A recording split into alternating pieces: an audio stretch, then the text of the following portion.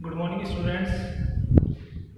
जैसा कि सैटरडे को केमिस्ट्री का टेस्ट था, तो केमिस्ट्री के टेस्ट में 10 नंबर का आपका टेस्ट होता है। 10 नंबर आपके कमेंट्स के होते हैं। कमेंट्स मेरे वीडियो के ऑफ थे, मैंने भी इसको ऑन कर दिया है। अब जितने भी आप वीडियो देखोगे उन वीडियो के आपको जो कमेंट्स हैं वो करने हैं। कमेंट्स में लास्ट में मैं क्वेश्चन पूछूंगा वीडियो में, उस वीडियो का जो क्वेश्चंस का आंसर देना आपको कमेंट्स में, वो जो कमेंट्स के जो नंबर हैं वो भी आपके ऐड होंगे टेस्ट में। तो 10 नंबर का कमेंट्स के होंगे और 10 नंबर आपके टेस्ट के होंगे। तो आगे से आपको सभी को ध्यान रखना है। चलो आगे बढ़ते हैं अपन आज के इस वीडियो में। आज का जो टॉपिक लेते हैं, आज का टॉपिक है ब्रेवे जालक। ब्रेवे जालक। ब्रेवे फ्रांस के एक गणितज्ञ थे। उन गणितज्ञ ने 7 क्रिस्टल तंत्रीय समुदाय में 14 विभिन्न प्रकार के त्रिविम जालकों को पाया। जो 14 जो त्रिविम जालक होते हैं, उन 14 त्रिविम जालकों को ही ब्रेवे जालक के नाम से जाना जाता है। तो हमें ध्यान रखना है, जो क्रिस्टल तंत्रीय समुदाय है उसकी संख्या 7 है, और जो ब्रेवे जालक होते हैं उन ब्रेवे जालक की संख्या 14 है।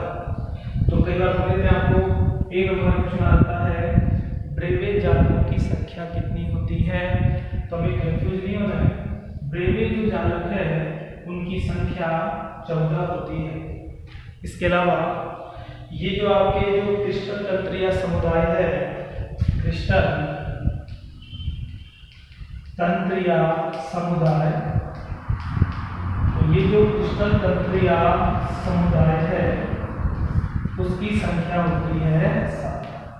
तो ब्रेवे जालक की संख्या 14 होती है और क्रिस्टल तंत्रीय समुदाय की संख्या 7 होती है। 7 जो क्रिस्टल तंत्रीय समुदाय है उनको हम शॉर्ट में याद कर सकते हैं, और वो शॉर्ट में जो क्रिस्टल तंत्र होंगे C, T, O, R, H, M, T। जो 7 क्रिस्टल तंत्रीय समुदाय है उनके नाम C, T, O, R, H, M, T। जिसमें पहले आपका C है, और C मानी होता है क्यूबिक, और क्यूबिक मानी होता है घनीय। तो C मानी क्यूबिक घनीय। सेकंड आता है T। T से बनता है टेट्रागोनल, और ये जो टेट्रागोनल है इसका हिंदी में नाम होता है द्विसमलाक्ष। तो टेट्रागोनल जिसका हिंदी में नाम होगा द्विसमलाक्ष, वो है ओ मानी होता है ऑर्थोरोम्बिक, और ये जो ऑर्थोरोम्बिक है इसका हिंदी में नाम होता है विषम लंबाक्ष।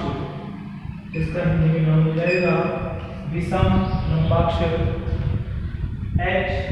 H मानी होता है हेक्सागोनल, और हेक्सागोनल को बोलते हैं षटकोणीय। H मानी एक जगह आपका R है आपका, तो R को कनेक्शन लिख सकते हैं यहाँ पे। तो ऐसे देंगे यहाँ पे H मानी हेक्सागोनल षटकोणीय R। R मानी होता है रोम्बोहेड्रल।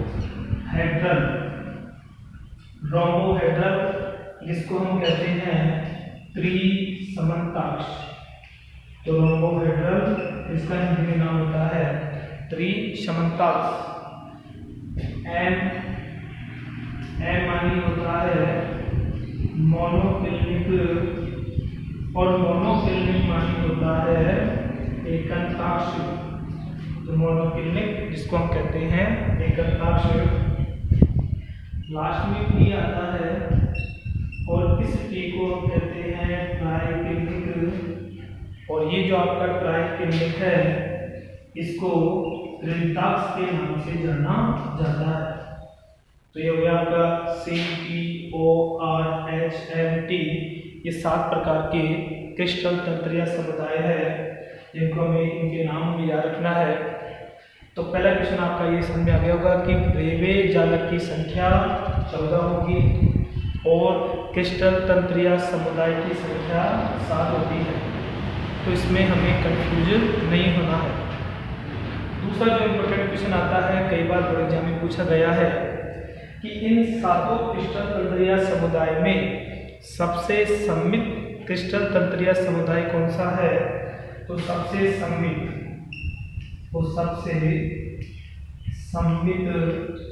जो क्रिस्टल तंत्रीय समुदाय है वो आपका घनीय है। सममित मानी इसकी जो आगे पढ़ेंगे अपन इसके सारणीबद्ध, इसकी जो अक्षीय दूरियां हैं, अक्षीय कोण है वो लगभग समान होते हैं, इसलिए सबसे सममित घनीय को माना जाता है। और मान लीजिए बोर्ड एग्जाम में क्वेश्चन ये आ जाए, कई बार पूछा भी गया है कि सबसे असममित क्रिस्टल तंत्रीय समुदाय का नाम बताइए।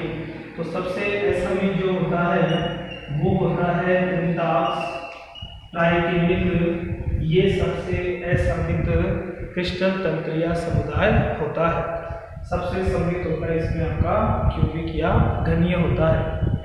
अब इन सबको अपन पढ़ेंगे एग्जाम्पल के साथ, इनकी क्या अक्षीय दूरियां होती है, कितने ब्रेवे जालक पाए जाते हैं।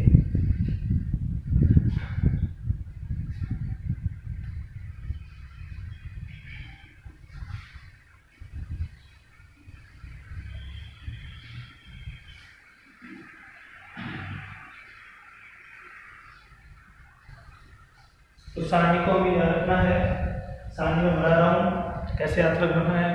इसमें आपको सबसे पहले यहाँ क्रम संख्या, उसके बाद क्रिस्टल तंत्रीय समुदाय, क्रिस्टल तंत्रीय समुदाय, उसके बाद हमें लिखना है त्रिविम या ब्रेवे जालक की संख्या। तो त्रिविम जालक की संख्या, उसके बाद अक्षीय दूरियां, अक्षीय दूरियां 3 होती हैं, small a, small b, small c। इसके बाद अक्षीय कोण, अक्षीय कोण अल्फा बीटा गामा, और इनके हमें एग्जाम्पल भी हमें याद रखने हैं। सबसे पहले CTOR HMT में पहले कौन सा आता है? C क्यूबिक, और क्यूबिक मानी घनीय। हमें याद रखना है क्यूबिक या घनीय में त्रिविम जालक की संख्या 3 होती है, सबसे सममित होता है, इसलिए इसकी तीनों अक्षीय दूरियां एक दूसरे के बराबर होती हैं। जो अक्षीय दूरियां हैं वो एक दूसरे के बराबर होंगी। अक्षीय कोण एक दूसरे के बराबर भी होंगे और 90 डिग्री के बराबर भी होते हैं। अल्फा बीटा गामा इक्वल होंगे 90 डिग्री के बराबर। इसमें एग्जाम्पल आता है सोडियम क्लोराइड, जिंक सल्फाइड, जिसको हम कहते हैं यसद ब्लेंड। तो जैसे सोडियम क्लोराइड है, जिंक सल्फाइड ZnS, इसको यसद ब्लेंड के नाम से जाना जाता है। सेकेंड जो क्रिस्टल तंत्रीय समुदाय है वो आपका T है, T मानी टेट्रागोनल। तो T मानी है टेट्रागोनल, जिसको हम कहते हैं द्विसमलाक्ष। तो टेट्रागोनल द्विसमलाक्ष, नाम देखो द्वि है मतलब 2, ब्रेवे जालक की संख्या 2 होगी। इसके बाद देखो 2 समान, द्विसमलाक्ष 2 समान, इसमें जो 2 अक्षीय दूरियां हैं वो तो समान होंगी लेकिन तीसरी भिन्न होगी। अक्षीय कोण पे कोई प्रभाव नहीं पड़ेगा, ये आपके सहने से होंगे। अल्फा बीटा गामा बराबर 90 डिग्री के। इसमें एग्जाम्पल आते हैं टिन ऑक्साइड, टाइटेनियम ऑक्साइड।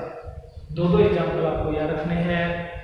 तो यहाँ टिन ऑक्साइड और टाइटेनियम ऑक्साइड CTO। ओ मानी होता है ऑर्थो रोम्बिक। तो ऑर्थो रोम्बिक इसका नाम होता है विषम लंबाक्ष। ऑर्थोरोम्बिक या विषम लंबाक्ष। इसमें द्रव्यमान जालक की संख्या ब्रेवे जालक की संख्या 4 होती है, जो कि सातों क्रिस्टल तंत्रीय समुदाय में सर्वाधिक ब्रेवे जालक की संख्या जिस तंत्र की होती है उसका नाम होता है ऑर्थोरोम्बिक। ये भी बोर्ड एग्जाम में क्वेश्चन आया हुआ है। विषम है, कोई समान नहीं होगा। तो यहाँ जो अक्षीय दूरियां हैं वो तीनों एक दूसरे के बराबर नहीं होती हैं। अक्षीय कोण पे कोई प्रभाव नहीं पड़ेगा। अल्फा बीटा गामा ये आपके 90 डिग्री के बराबर होंगे। विषम लंबाक्ष है, एग्जाम्पल याद रखना है रोम्बिक सल्फर। इसके अलावा पोटेशियम नाइट्रेट CTOR। आर में देखिए रोम्बो हाइड्रल। तो रोम्बो हाइड्रल त्रिसमन्ताक्ष। तो रोम्बो हाइड्रल त्रिसमन्ताक्ष। ब्रेवे जालक की संख्या एक ही होती है। त्रिसमान, 3 समान होंगे इसमें। यहाँ तीनों अक्षीय दूरियां समान होंगी, लेकिन अक्षीय कोण समान नहीं होंगे। अक्षीय कोण समान तो होते हैं तीनों एक दूसरे के, लेकिन 90 डिग्री के बराबर नहीं होते हैं। त्रिसमन्ताक्ष में जिस पदार्थों में इस प्रकार का क्रिस्टल पाया जाता है उनमें आता है कैल्साइट CaCO3। पारिका या मरकरी का एक अयस्क होता है पारद या सिंबार। तो पारद या सिंबार HgS ये त्रिसमन्ताक्ष का एग्जाम्पल हो जाएगा।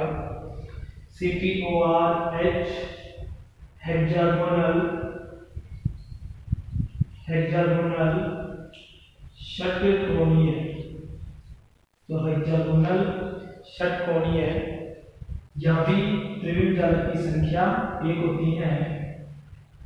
अक्षीय दूरी की बात करें तो यहाँ 2 अक्षीय दूरियां तो समान होती हैं, लेकिन तीसरी समान नहीं होती है। हमें ध्यान रखना है अक्षीय दूरियां यहाँ 2 तो यहाँ पे समान होती हैं, लेकिन तीसरी समान नहीं होती है।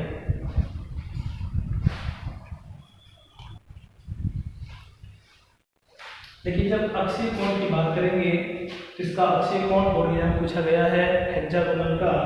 तो यहाँ अल्फा और बीटा अक्षीय कोण बराबर होते हैं 90 डिग्री के, लेकिन जो गामा जो कोण होता है वो 120 डिग्री का होता है। ये हमें याद रखना है कि षटकोणीय में अक्षीय दूरियां और अक्षीय कोण पूछते हैं तो यहाँ 2 तो 90 डिग्री के बराबर होगा, लेकिन एक 120 डिग्री के बराबर होता है। इसमें आता है एग्जाम्पल ग्रेफाइट जो कि कार्बन का हिस्ट्री अप्रूव होता है। एक होता है जिंक ऑक्साइड। इसके बाद में नंबर 6 आते हैं मोनोक्लिनिक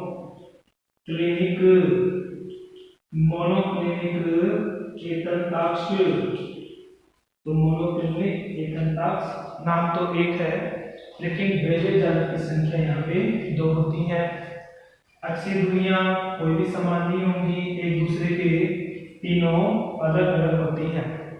अक्षीय कोण में ध्यान रखना है, अक्षीय कोण में अल्फा गामा दोनों 90 डिग्री के बराबर होंगे, लेकिन जो बीटा है वो 90 डिग्री के बराबर नहीं होता है। काफ़ी इंपॉर्टेंट है एग्जाम की दृष्टि से कि यहाँ जो मोनोक्लिनिक है उनमें जो अल्फा गामा 90 डिग्री के बराबर, लेकिन बीटा 90 डिग्री के बराबर नहीं होगा।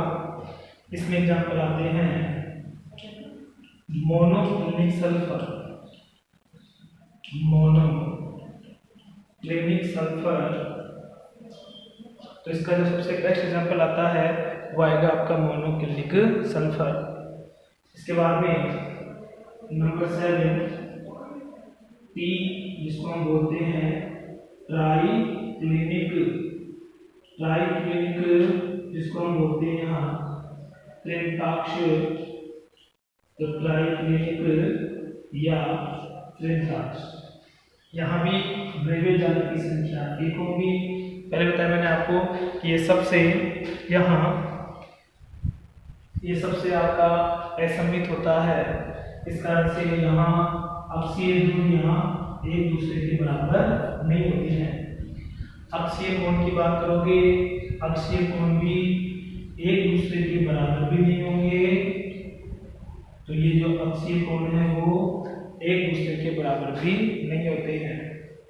इनका एग्जाम्पल आता है जैसे कि कॉपर सल्फेट CuSO4.5+2, बोरिक अम्ल H3BO3।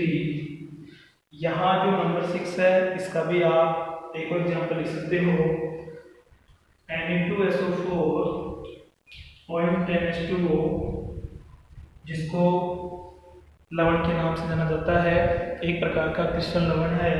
तो Na2SO4.10H2O ये भी एक अंतराक्ष का एग्जाम्पल हो सकता है।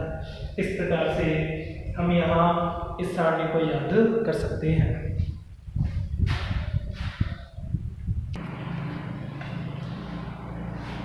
आज का जो क्वेश्चन है वो आपका ये है, सर्वाधिक ब्रेवे जालकों से युक्त क्रिस्टल तंत्रीय समुदाय का नाम बताना है।